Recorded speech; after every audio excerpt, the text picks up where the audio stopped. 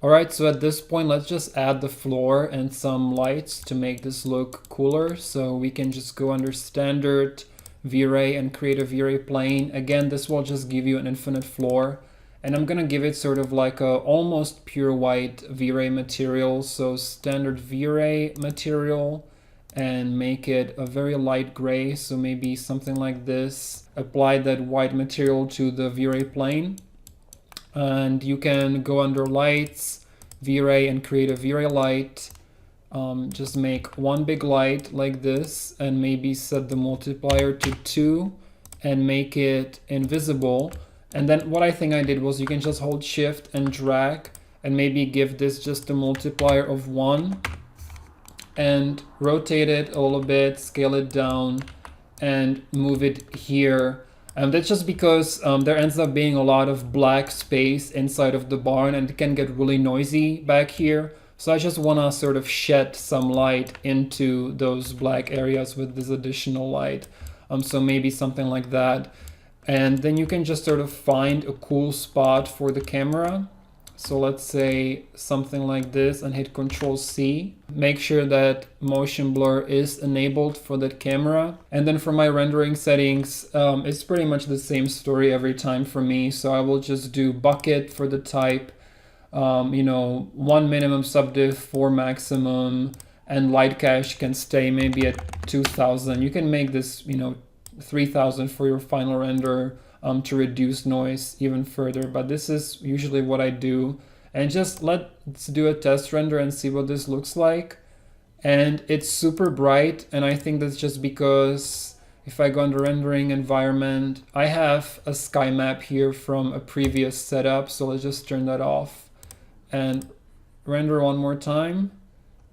And what did I do, guys? I forgot to add the mesh operator again. So let's go back under Tyflow and make sure, I can't believe I made this mistake again, but like honestly, I never remember until I hit render that you have to add mesh. So let's add the mesh operator under every little node here. Now, since these are being sent out into event 5, it probably doesn't have to be up here, but like just to be safe, let's just put it everywhere.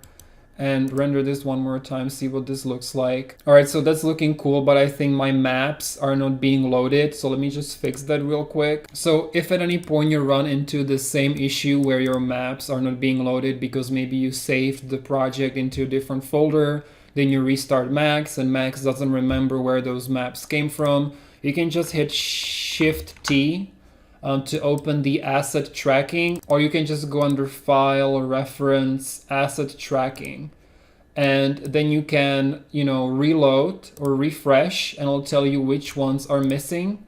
And then you can just right click and go to Set Path, and you can set the path to where your maps are. So now with the maps reloaded, this is what we're getting. Lots of motion blur, but remember there's no bullet time yet, so it's just very, very fast. That's why the motion blur is so dramatic right now. I think maybe it's still a little dark, so I will just boost the intensity of this side light here and maybe make it a little wider and set the multiplier to 2 and maybe, move it closer and higher up like this, just to brighten that whole area up. And also, if you have a good graphics card, you can just go under standard and activate the V-Ray IPR. It works beautifully with Tyflow, no issues. So now you can see in real time what kind of difference that's making. Now, even though the car is brighter, the floor is getting kind of blown out. So you can just make the floor sort of a darker gray just to compensate for that, so it's not that bright. So that's pretty good. And of course we can just move the camera a little bit closer, so you can set the gimbal to be just local, move that closer, get a cool looking shot, and of course you can animate the camera and all that. So, and now let's just do the retiming. So the thing you need to know about retiming in Tyflow is, number one, it's super simple. You just enable the retimer.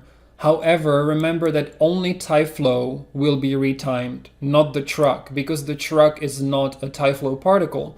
So you could go into Tyflow and do birth objects and convert the Cybertruck into particles so that you can move them together. However, in my case, I did a little bit of a workaround just so that I don't have to deal with the different materials and then you have to apply a different material to the Cybertruck and all that. So I basically just slowed down the animation of the Cybertruck to match the retimer of the Tyflow. What do I mean by that? Let me show you. So let's go under Tyflow and enable simulation retimer. And I'm gonna say by speed, and I wanna set the speed to 20%, so now it's 5 times slower, which means that I need to go into the Cybertruck and basically multiply this 5 times to make it 5 times slower. So that would be 250. So I'm gonna make my timeline 250 frames. Once again, it's because 50 is 20% of 250. So if I need the Cybertruck to be 5 times slower, I simply need to move this keyframe to 250. It's not working right now, and this is an interesting thing for you to pay attention to. You see, I slowed down the truck, but remember the truck is still being used by Tyflow to actually calculate the destruction, so that they are still out of sync. What I need to do is I actually need to keep this Cybertruck where it was on frame 50. And I'm just gonna copy this Cybertruck one more time. So just select all these and clone, and that's okay, just rename everything. So I have 2 copies of the Cybertruck, right? They're right on top of each other. And for the second Cybertruck, I'm gonna move this to 250. And the old Cybertruck, I can basically just hide because it's still fast, one and hide selection. So now the copy of our Cybertruck is 5 times slower, and it's interacting with the slowed down destruction as it should. So everything is working beautifully. Now, like I said, we had some issues with the pieces penetrating the car. I think there are so many pieces right now that you can't really tell, but it is possible that it's still happening. So we can go under the main settings and set the time step from frame to half a frame.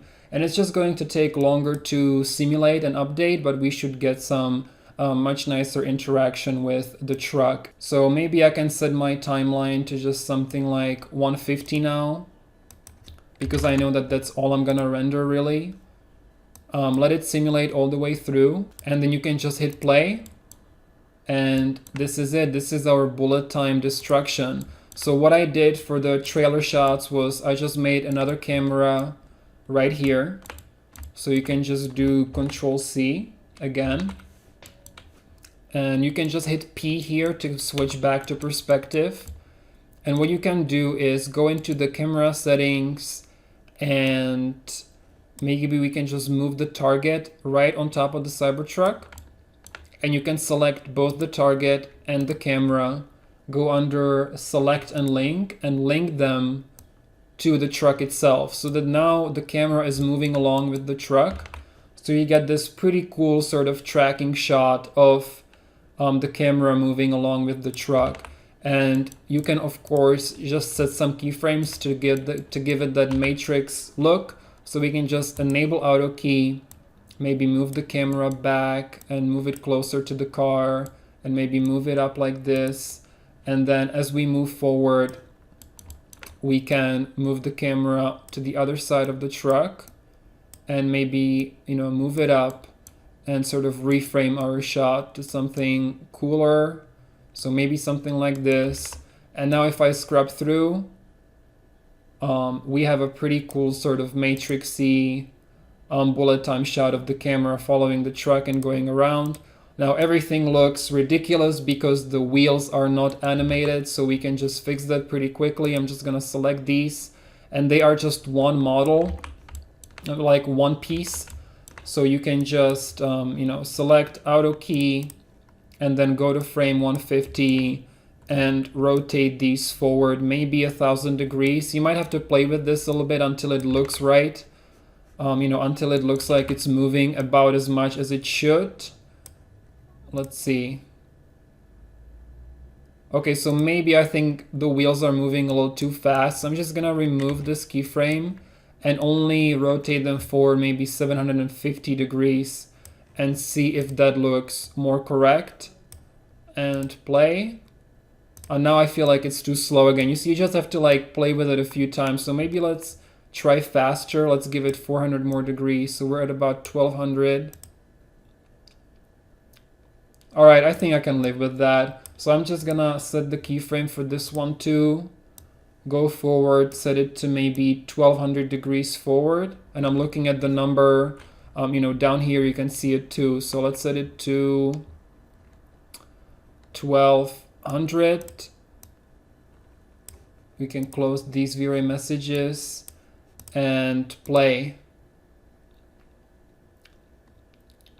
And that's it, guys. That's our Cybertruck destruction shot. Now you can always enable V-Ray IPR if you sort of want to watch this as a rendered thing. Super cool to play with. Pretty much in real time, I'm watching what's happening. Let's find a cool frame. So maybe right here. And that's it. So I hope that you enjoyed this one. This is the first out of the bigger project lessons. In the next lesson, we're gonna destroy a big chunk of the barn with a Phoenix FD explosion. Some really cool way of connecting the explosion with Tyflow. So basically Phoenix data feeding into Tyflow and activating the explosion. Super cool stuff that I haven't seen anybody do yet. So I'm super excited to share that technique, and I'll see you in the next one.